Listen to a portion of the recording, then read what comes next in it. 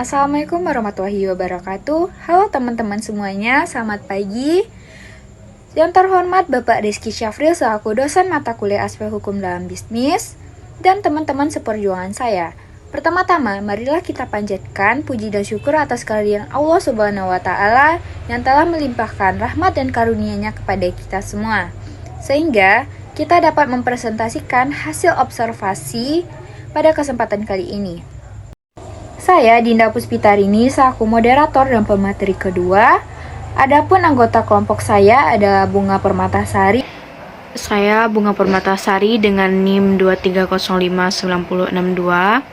Pada kesempatan kali ini, kami akan membahas mengenai laporan hasil wawancara terhadap UMKM yang ada di Kota Padang, yaitu Pondok Second Padang dan Kedai Dinda.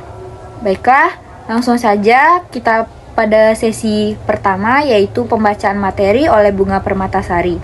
Kepada Bunga Permatasari dipersilahkan. Baik, terima kasih moderator. Di sini saya akan membacakan hasil wawancara kami pada Pondok Second Padang. Pondok Second Padang adalah sebuah usaha mikro, kecil, dan menengah atau UMKM yang bergerak di bidang fashion thrift. Berdiri sejak tahun 2018, Pondok Second Padang ini dimiliki dan dikelola secara mandiri oleh seorang wira usaha muda, yaitu Kak Elsa. Sebagai UMKM, Pondok Second Padang memulai operasinya dari skala kecil, hanya berjualan secara online di platform media sosial yaitu Instagram. Namun, seiring dengan meningkatnya permintaan, Pondok Second Padang ini berhasil membuka toko fisik yang kini menjadi salah satu thrift shop terbesar di Kota Padang. Pemilik usaha ini secara pribadi mengelola seluruh aspek bisnis, mulai dari kurasi barang, pemasaran hingga pelayanan pelanggan. Hal ini membuat Pondok Second Padang memiliki pendekatan yang lebih personal dalam menjalin hubungan dengan konsumen. Pondok Second Padang berada di sekitar kawasan Universitas Putra Indonesia YPTK Padang, lebih tepatnya di Jalan Marapalam, Indah nomor 8, Kubu Marapalam, Kecamatan Padang Timur, Kota Padang. Selanjutnya daftar perusahaan. Pondok Second Padang telah memenuhi kewajiban administratif dengan mendaftarkan usahanya secara resmi. Perusahaan ini telah memiliki nomor induk berusaha atau NIB yang terdaftar melalui sistem online single submission atau OSS. Selain itu, usaha ini telah mendapatkan izin operasional dari Dinas Perdagangan Kota Padang. Dengan izin ini, Pondok Second Padang dapat beroperasi secara legal dan menunjukkan komitmen terhadap transparansi dalam berbisnis. Legalitas ini juga memberikan kepercayaan kepada konsumen bahwa Pondok Second Padang adalah usaha yang profesional dan dapat dipercaya. Next, perjanjian atau kontrak.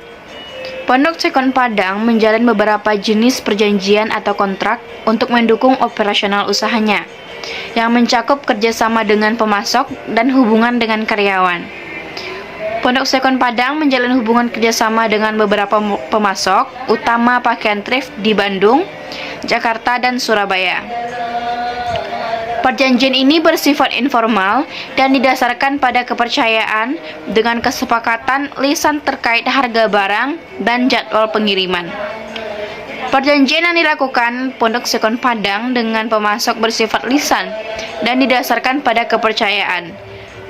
Perjanjian ini mencangkup beberapa kesepakatan seperti penentuan harga bal pakaian yang didasarkan pada kualitas barang dan hasil negosiasi saat pembelian. Selain itu, jadwal pengiriman juga telah disepakati, di mana pemasok berkomitmen untuk mengirimkan barang dalam waktu 3-7 hari kerja setelah pemesanan dilakukan. Namun, karena pembelian dilakukan secara grosir per bal dengan isi barang yang bersifat acak atau random, barang yang cacat tidak dapat dikembalikan. Untuk pemasok produk luar negeri, Pondok Sekon Padang bekerja sama melalui distributor terpercaya yang mengimpor barang dari Jepang dan Korea. Perjanjian dengan distributor ini dilakukan dalam bentuk dokumen resmi berupa invoice yang mencantumkan detail barang, harga, serta ketentuan pengiriman sebagai bukti transaksi. Selanjutnya, hubungan dengan karyawan atau perjanjian dengan karyawan. Pondok Sekon Padang memiliki 2 karyawan tetap yang bertugas melayani pelanggan, mengelola pesanan online, dan melakukan kurasi barang. Setiap karyawan dipekerjakan berdasarkan kontrak kerja selama 1 tahun. Dengan evaluasi performa setiap 6 bulan, karyawan bekerja selama 8 jam sehari dan 6 hari dalam seminggu. Menerima gaji sesuai kesepakatan di awal, serta mendapatkan bonus penjualan dan hak cuti tahunan sebanyak 12 hari. Kontrak kerja ini ditandatangani oleh pihak usaha dan karyawan di atas materai sebagai bentuk komitmen dan legalitas. Melalui perjanjian-perjanjian ini, Pondok Sekon Padang memastikan kelancaran operasional dengan perlindungan hak dan kewajiban yang jelas antara pihak-pihak yang terlibat. Slide selanjutnya, hubungan bisnis. Pondok Sekon Padang memiliki hubungan bisnis dengan pemasok. Hubungan ini berjangka panjang dengan pemasok barang thrift dari berbagai kota besar di Indonesia, seperti Bandung, Jakarta, dan Surabaya. Barang-barang thrift ini didapatkan dalam bentuk bal, pakaian bekas yang kemudian disortir berdasarkan kualitas, merek, dan kondisi. Untuk mengurangi resiko keterlambatan pemasok, Pondok Sekon Padang juga mulai bekerja sama dengan beberapa pemasok alternatif dari luar negeri. Barang-barang ini biasanya berupa pakaian branded atau vintage yang memiliki nilai jual lebih tinggi di pasar lokal. Selanjutnya, hubungan dengan pelanggan. Pondok Sekon Padang sangat aktif menjalin hubungan dengan pelanggan melalui platform digital dengan lebih dari 5.000 pengikut di Instagram dan 7.000 pengikut di TikTok, serta ribuan pelanggan tetap. Usaha ini menggunakan media sosial sebagai saluran utama untuk berkomunikasi, memberikan informasi, dan mempromosikan produk. Selain itu, toko ini memberikan pengalaman belanja yang nyaman dan menyenangkan di toko fisiknya, yang dimana akan disediakan ruang ganti pakaian dan desain toko yang estetik untuk menarik pelanggan. Selanjutnya, hak kekayaan intelektual. Pondok Sekon Padang saat ini belum mendaftarkan hak kekayaan intelektual dalam bentuk merek dagang resmi. Namun, nama Pondok Sekon Padang telah menjadi identitas unik yang dikenal oleh pelanggan di Kota Padang. Meskipun belum terdaftar secara hukum, usaha ini telah membangun citra merek yang kuat melalui promosi dari mulut ke mulut, media sosial, dan reputasi sebagai toko thrift dengan layanan berkualitas. Selanjutnya, perizinan. Pondok Sekon Padang untuk menjalankan usahanya, pemilik usaha perlu melalui proses perizinan yang dimulai dengan memberikan berkas ke pemerintah daerah Kota Padang. Lalu adminnya melakukan pendaftaran akun di sistem online single submission atau OSS. Setelah akun terdaftar, langkah berikutnya adalah mengajukan nomor induk berusaha atau NIB yang berfungsi sebagai identitas hukum bagi usaha tersebut. Selanjutnya, pemilik usaha mengajukan izin UMKM melalui OSS yang memberikan legalitas bagi usaha mikro kecil untuk beroperasi. Setelah mendapatkan izin usaha, Pondok Sekon Padang akan menerima dokumen resmi seperti NIB, UIMK, dan jika diperlukan SIUP. Dengan dokumen-dokumen ini, usaha dapat beroperasi secara sah dan mematuhi peraturan yang berlaku. Pemilik usaha juga harus memperbarui izin secara berkala dan memastikan bahwa kegiatan usaha tetap sesuai dengan ketentuan pemerintah. Dengan izin ini, Pondok Sekon Padang dapat beroperasi secara legal dan menunjukkan komitmen terhadap transparansi dalam berbisnis. Legalitas ini juga memberikan kepercayaan kepada konsumen bahwa Pondok Sekon Padang adalah usaha yang profesional dan terpercaya. Selanjutnya, sengketa. Pondok Sekon Padang sejauh ini tidak pernah mengalami atau menghadapi sengketa hukum atau konflik bisnis yang serius. Hubungan dengan pemasok, pelanggan, dan pihak terkait lainnya berjalan dengan baik. Namun, tantangan yang sering muncul adalah keterlambatan pasokan barang dan dari pemasok utama. Untuk mengatasi hal ini, Pondok Sekon Padang menjalin kerjasama dengan lebih dari satu pemasok sebagai langkah mitigasi risiko. Yang terakhir ada kepailitan. Pondok Sekon Padang pada saat pandemi COVID-19, terutamanya saat diterapkannya kebijakan PPKM, Pondok Sekon Padang menghadapi tantangan besar karena sebagian besar barang yang dijual berasal dari luar negeri yang mempengaruhi sebagian besar pasokannya. Dengan adanya pembatasan perjalanan dan penutupan aktivitas perdagangan internasional, stok barang bekas yang diperoleh dari luar negeri menjadi terbatas. Namun, Pondok Sekon Padang memiliki strategi untuk menghadapinya. Dengan memanfaatkan keberadaan toko lain,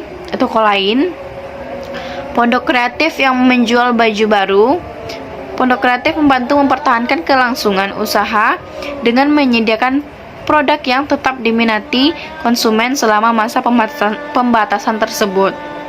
Solusi yang dapat diambil oleh Pondok Sekon Padang selama masa krisis ini adalah fokus pada diversifikasi produk dan pemanfaatan teknologi digital untuk meningkatkan penjualan online, sehingga dapat memperluas pasar tanpa bergantung sepenuhnya pada pemasok luar negeri. Selain itu, menjalin kerjasama dengan pemasok lokal dapat menjadi alternatif untuk mengurangi ketergantungan pada impor.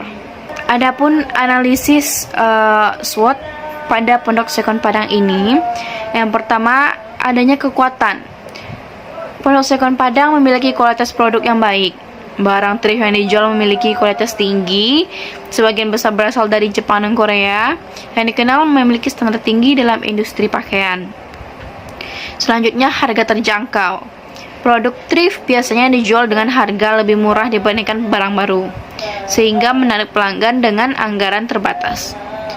Selanjutnya, garansi perbaikan kancing seumur hidup, memberikan nilai tambah yang meningkatkan loyalitas pelanggan. Selanjutnya ada lokasi yang strategis, berada di Kota Padang yang menjadi pusat aktivitas ekonomi dan memiliki pasar konsumen yang potensial. Lalu reputasi yang baik, sudah dikenal sebagai toko thrift besar di wilayahnya dengan layanan pelanggan yang memuaskan. Adapun weakness-nya atau kelemahannya, stok barang itu yang random, barang perbal tidak terjamin keseragaman kualitasnya, sehingga adanya kemungkinan produk cacat atau kurang menarik. Yang kedua, ketergantungan pada pemasok,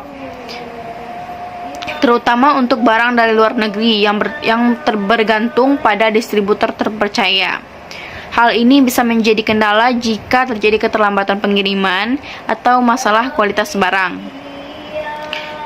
Yang ketiga, belum terdaftar sebagai merek resmi, risiko penyalahgunaan nama atau identitas usaha oleh pihak lain. Yang empat, persaingan yang ketat. Banyaknya usaha thrift lainnya yang menawarkan produk serupa di daerah Padang. Selanjutnya, opportunities atau peluang. Peningkatan tren thrift fashion, semakin banyak orang yang tertarik pada pakaian thrift karena kesadaran terhadap lingkungan dari anggaran. Yang kedua, ekspansi penjualan online. Peluang besar untuk menjangkau pasar yang lebih luas melalui platform e-commerce dan media sosial. Yang ketiga, penguatan branding. Dengan mendaftarkan merek dan membangun strategi pemasaran, Pondok Sekon Padang dapat meningkatkan kepercayaan dan pengenalan merek. Yang terakhir, kolaborasi dengan influencer lokal bisa memanfaatkan pengaruh mereka untuk menarik pelanggan baru dan memperluas pasar. Yang keempat, threats atau ancaman. Yang pertama ada fluktuasi harga bahan baku. Harga bulk thrift dapat berubah sewaktu-waktu, tergantung pada permintaan global dan biaya impor. Yang kedua, regulasi impor. Peraturan yang lebih ketat terkait impor barang bekas dapat mempengaruhi pasokan barang. Yang ketiga, perubahan preferensi konsumen. Konsumen mungkin beralih ke produk baru jika tren pakaian thrift menurun. Yang terakhir, persaingan yang meningkat. Banyaknya usaha thrift lainnya yang mungkin menawarkan harga lebih murah atau strategi pemasaran yang lebih agresif. Kesimpulannya, Porosegon Padang memiliki peluang besar untuk terus berkembang dengan memanfaatkan tren thrift fashion dan strategi pemasaran online. Namun, usaha ini harus mengatasi kelemahan dalam manajemennya. Porosegon Padang memiliki peluang besar untuk terus berkembang dengan memanfaatkan tren thrift fashion dan strategi pemasaran online. Namun, usaha ini harus mengatasi kelemahan dalam manajemen stok dan ketergantungan pada pemasok, sekaligus melindungi merek mereka dengan mendaftarkan HKI untuk mengurangi risiko ancaman kompetitor. Sekian penjelasan dari saya kembalikan ke moderator. Terima kasih kepada Bunga yang telah membacakan materi pertama. Baiklah, saya akan melanjutkan materi kedua, yaitu UMKM Kedai Dinda. Kedai Dinda merupakan sebuah toko kelontong yang menyediakan berbagai macam barang kebutuhan sehari-hari dan sudah berdiri sejak tahun 2004. Didirikan oleh Ibu Risma Wita, Kedai Dinda dikelola secara perseorangan. Kedai Dinda ini berlokasi di Jalan Merapam Raya nomor 22, Kecamatan Padang Timur, Kota Padang. Toko ini dikenal dengan pelayanannya yang ramah dan barang yang selalu tersedia untuk memenuhi kebutuhan lokal. Kedai Dinda juga memiliki hubungan yang baik dengan pemasok barang, baik dari brand besar maupun pedagang lokal yang menitipkan jualan mereka. Selain itu, Kedai Dinda juga bekerja sama dengan perusahaan rokok untuk memastikan kelancaran pasokan dan mendapatkan keuntungan tambahan. Dalam operasionalnya, Kedai Dinda mengutamakan kualitas barang dan kenyamanan bagi pelanggan setempat. Baik, kita lanjut ke materi berikutnya, yaitu hasil observasi. Yang pertama adalah bentuk badan usaha. Bentuk badan usaha yang dimiliki oleh Kedai Dinda adalah usaha UMKM. Hal ini dikarenakan Kedai Dinda merupakan usaha dengan skala kecil yang dikelola oleh pemiliknya, yaitu Ibu Risma Wita, secara perseorangan. Usaha ini didirikan pada tahun 2004 dan bergerak di bidang penjualan bahan kebutuhan sehari-hari. Pemilihan bentuk badan usaha UMKM sangat tepat karena memberikan keuntungan dari segi kemudahan perizinan, pengelolaan yang lebih sederhana, serta biaya operasional yang lebih rendah. Saya akan melanjutkan materi kedua, yaitu daftar perusahaan. Kedai Dinda telah terdaftar secara resmi di Dinas Koperasi dan UKM Kota Padang sebagai usaha yang sah dan legal. Pendaftaran perusahaan dilakukan oleh pemiliknya sendiri, yaitu Ibu Risma Wita, yang melibatkan pengisian data, usaha, izin domisili, dan dokumen lainnya yang disyaratkan oleh pemerintah setempat. Proses pendaftaran ini dilakukan pada Maret 2017 untuk izin usaha lokal, sedangkan pendaftaran nomor induk berusaha atau NIB dengan nomor NIB 120922008341 dilakukan pada 12 September 2022 melalui sistem OSS. Baiklah, kita akan melanjutkan materi ketiga, yaitu kontrak dan perjanjian. Kedai Dinda memiliki beberapa jenis kontrak dan perjanjian kerjasama dengan pemasok barang. Jenis kontrak yang dimiliki bersifat informal, di mana pemasok yang menitipkan barang seperti roti, kerupuk, atau gorengan hanya dibayar sesuai dengan barang yang terjual. Sedangkan barang yang tidak terjual dapat dikembalikan dan diganti dengan yang baru. Hal ini dilakukan untuk memastikan kelangsungan pasokan barang dan menghindari kerugian bagi kedua belah pihak. Meskipun tidak ada kontrak tertulis dengan tanggal pasti, kerjasama ini sudah berjalan sejak usaha ini berdiri hingga saat ini dengan berbagai pemasok yang berbeda. Tujuan dari perjanjian ini adalah untuk mengatur mekanisme pembayaran dan pengembalian barang serta memastikan ketersediaan barang yang berkualitas untuk dijual di kedai Dinda. Selanjutnya adalah hubungan bisnis. Kedai Dinda telah menjalin hubungan bisnis yang solid dengan berbagai pihak, termasuk pemasok barang, agen logistik, dan pelanggan lokal. Untuk memastikan produk yang berkualitas dengan harga kompetitif. Kerjasama dengan Bank BRI sebagai mitra strategis memungkinkan kedai Dinda mendapatkan pinjaman modal kerja dengan jaminan BPKB kendaraan yang membantu mengatasi keterbatasan modal dan meningkatkan stok barang. Bank BRI juga menawarkan kemudahan pembayaran cicilan melalui layanan digital mendukung operasional usaha. Selain itu, kedai Dinda menjaga hubungan baik dengan pelanggan dengan menyediakan kebutuhan yang diminta oleh pelanggan setempat, di mana kepercayaan pelanggan menjadi kunci keberhasilan usaha ini. Selanjutnya adalah perizinan. Kedai Dinda memiliki izin usaha yang sah berupa nomor induk berusaha atau NIB dengan nomor NIB 120922008341 dan izin usaha lokal yang diterbitkan oleh pemerintah daerah melalui sistem OSS. Izin usaha ini diterbitkan pada tahun 2022 setelah proses pengajuan NIB yang melibatkan pengisian dokumen dan verifikasi oleh instansi terkait. Izin ini diperlukan untuk memenuhi persyaratan legalitas, mempermudah operasional, serta membuka peluang usaha untuk berkembang lebih jauh. Alur permohonan izin usaha dimulai dengan pengajuan melalui sistem OSS, pengumpulan dokumen yang dibutuhkan, dan verifikasi oleh instansi terkait yang kemudian mengeluarkan izin usaha yang sah. Dengan izin ini, kedai Dinda dapat beroperasi secara legal dan menunjukkan komitmen terhadap transparansi dalam berbisnis. Legalitas ini juga memberikan kepercayaan kepada konsumen yang menjaminkan usaha yang profesional dan terpercaya. Sengketa. Hingga saat ini, kedai Dinda tidak memiliki sengketa bisnis yang signifikan. Seluruh hubungan bisnis yang dijalin dengan pemasok dan pelanggan berjalan lancar tanpa adanya perselisihan yang merugikan usaha ini.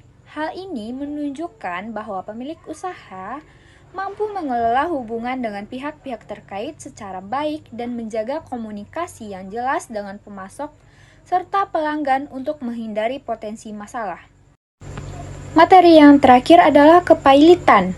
Pada masa COVID-19, kedai Dinda sempat mengalami penurunan pendapatan akibat pembatasan kegiatan masyarakat dan penurunan daya beli. Hal ini menyebabkan kesulitan dalam memperoleh modal untuk menjalankan usaha.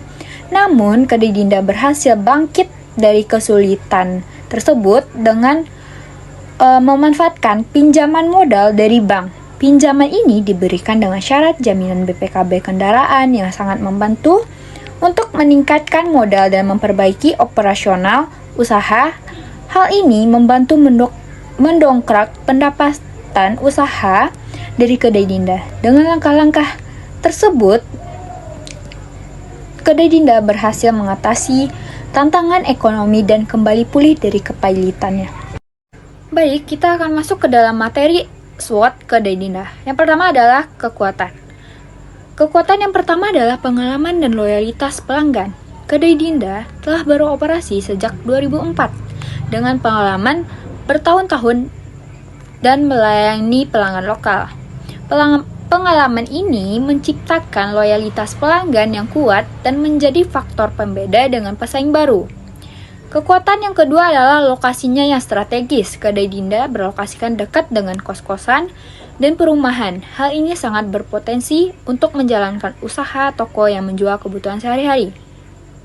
Selanjutnya adalah keanekaragaman produk. Sebagai toko kelontong, kedai Dinda menjual berbagai kebutuhan sehari-hari seperti kopi, minyak, sabun, rokok, dan lain-lain. Keanekaragaman ini memungkinkan kedai Dinda untuk memenuhi kebutuhan beragam. Selanjutnya adalah harganya yang terjangkau. Kedai Dinda menawarkan barang yang dengan harga kompetitif. Karena fokus pada kebutuhan sehari-hari, harga yang terjangkau menjadi daya tarik utama bagi pelanggan lokal. Kita akan membahas mengenai kelemahannya. Kelemahan yang pertama adalah pembatasan sumber daya. Sebagai toko kelontong kecil, Kedai Dinda mungkin memiliki keterbatasan dalam hal modal, ruang, dan sumber daya manusia yang dapat menghambat pengembangan bisnis lebih lanjut seperti penambahan produk atau ekspansi usaha. Kelemahan yang kedua adalah kurangnya perizinan yang tepat waktu. Meskipun sudah terdaftar pada tahun 2022, Kedai Dinda baru memperoleh NIB dan izin usaha pada tahun tersebut yang menunjukkan bahwa proses legalitas tidak dilakukan sejak awal. Hal ini dapat mempengaruhi pengembangan dan keberlanjutan usaha dalam jangka panjang. Selanjutnya adalah peluang. Peluang yang pertama adalah permintaan barang kebutuhan yang stabil. Sebagai toko kelontong, Kedai Dinda berfokus pada produk yang selalu dibutuhkan masyarakat untuk memenuhi kebutuhan sehari-hari. Permintaan yang stabil terhadap barang kebutuhan sehari-hari seperti makanan, minuman, dan perawatan rumah tangga memberikan peluang bagi Kedai Dinda untuk terus berkembang. Peluang yang kedua adalah ekspansi dan diversifikasi produk. Kedai Dinda bisa memperluas jenis produk yang dijual seperti menambah produk lokal atau kebutuhan lainnya yang dapat menarik pelanggan. Diversifikasi produk akan meningkatkan daya tarik toko bagi berbagai kelompok konsumen. Selanjutnya adalah potensi kerjasama dengan pemasok besar. Selain menjual barang dari pemasok lokal, Kedai Dinda bisa menjalin kemitraan dengan pemasok besar atau distributor barang kebutuhan sehari-hari untuk memperoleh harga lebih murah dan menjamin pasokan yang lebih stabil. Selanjutnya, meningkatkan kehadiran online. Dalam era digital, kedai kelontong seperti Kedai Dinda ini dapat memanfaatkan platform online atau media sosial untuk menarik pelanggan baru, terutama di kalangan generasi muda yang lebih sering berbelanja melalui aplikasi atau e-commerce. Ancaman dari Kedai Dinda ini yang pertama adalah persaingan dengan toko kelontong lain. Di sekitar Kedai Dinda ada banyak pesaing yang menjual produk serupa. Persaingan harga dan pelayanan bisa menjadi ancaman yang mempengaruhi jumlah pelanggan dan margin keuntungan. Ancaman yang kedua adalah fluktuasi harga barang dan pasokan. Ketergantungan pada pemasok lokal bisa menyebabkan Kedai Dinda terpengaruh oleh fluktuasi harga barang, terutama bahan pokok yang sering mengalami kenaikan harga. Hal ini bisa mempengaruhi daya beli konsumen dan margin keuntungan Kedai Dinda. Selanjutnya adalah perubahan kebijakan pemerintah. Perubahan kebijakan terkait pajak atau regulasi yang distribusi yang dapat mempengaruhi operasional. Misalnya jika ada pembatasan terhadap produk tertentu atau kenaikan pajak yang mempengaruhi harga barang tersebut.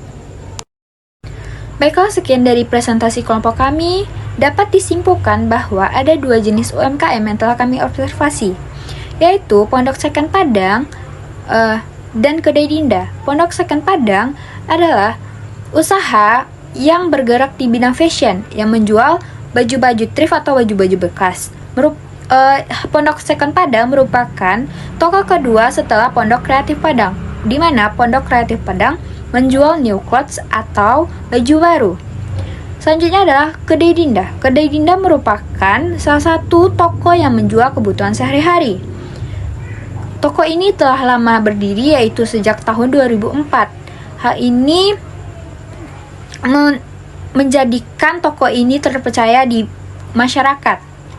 Dari kedua UMKM ini, mereka sama-sama telah memiliki izin usaha dan sama-sama memiliki masalah kepailitan pada masa COVID-19. Akan tetapi mereka bisa mengatasinya dan bangkit lagi hingga saat ini. Sekian dari presentasi kelompok kami. Apabila ada kesalahan mohon dimaafkan. Wabillahi taufiq wal hidayah. Wassalamualaikum warahmatullahi wabarakatuh.